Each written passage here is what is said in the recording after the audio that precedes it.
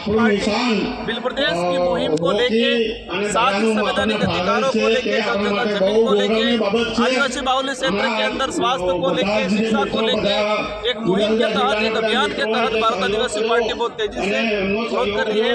और आज यहाँ पर हमारे सभी वरिष्ठ पदाधिकारियों की मौजूदगी में गुजरात प्रदेश कार्यकारिणी के नेतृत्व में भारत आदिवासी पार्टी का आज कार्यक्रम आयोजित किया जा रहा है। दाहोद के अंदर भारत आदिवासी पार्टी का कार्यालय खोला गया है और हमें उम्मीद है कि क्षेत्र की जनता वर्तमान सत्ताधारी लोगों से और साथ ही कांग्रेस के लोगों से उठ चुकी है, थक चुकी है।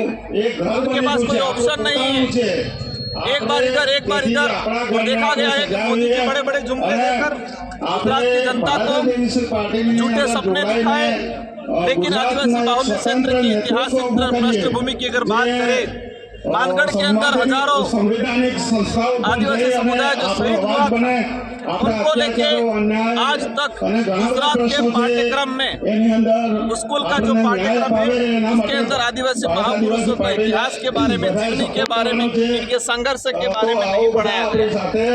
मतलब कुल मिला के कहा जा रहा है कि आदिवासी समुदाय की संस्कृति, उनका इतिहास, उनके संवैधानिक अधिकारों को दबाने का काम किया जा रहा है।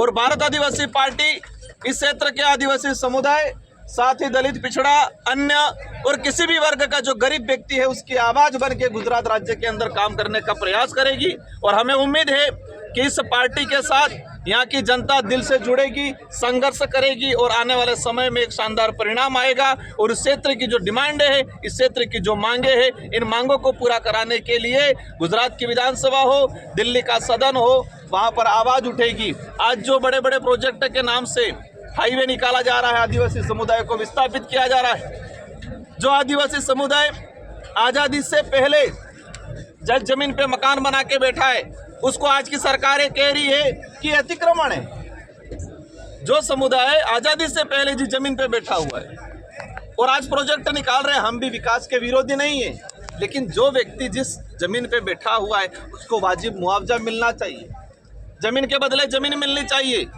लेकिन वो नहीं हो रहा है। स्टैचू लगाया गया, हम भी चाहते विकास होना चाहिए, हम भी चाहते महापुरुषों की प्रतिमाएं लगनी चाहिए, लेकिन हजारों आदिवासियों को विस्थापित करके जो स्टैचू लगाया गया, अभी एयरपोर्ट का चल रहा है, हम भी चाहते, लेकिन डीएलसी रेट, जो गवर्नमेंट रेट, जो जमीन ट्राइबल की लैंड को बिल्कुल नील कर रखा है। मुआवजा मिलता है 1 बीघा का 3-4 लाख, 2 लाख, 2.5 लाख। इस पैसे में वो आदिवासी समुदाय कहाँ लेगा? आज देखा गया है यहाँ पर लैंड लेने जाओगे 1 बीघा 2-3 लाख में नहीं मिलेगी, और गवर्नमेंट प्रोजेक्ट निकाल रही है और उसी आदिवासी समुदाय को 2 लाख 3 लाख रुपया मुआवजा दे रही है। जमीन के बदले जमीन दिया जाए। 1 बीघा जमीन अगर गई है अतिक्रमण में, या 1 बीघा जमीन अगर किसी प्रोजेक्ट में गई है, तो उस परिवार को 3 बीघा जमीन दिया जाए। इस मुहिम के साथ भारत आदिवासी पार्टी काम कर रही है और अवश्य आने वाले समय में इस पार्टी के साथ लोग जुड़ेंगे और एक क्रांति के रूप में ये पार्टी सिर्फ राजनीतिक उद्देश्य को लेके नहीं, एक सामाजिक क्रांति को लेकर चल रही है और अवश्य परिणाम के रूप में तब्दील होगी। धन्यवाद। जोहार। जय जोहार, जय जोहार।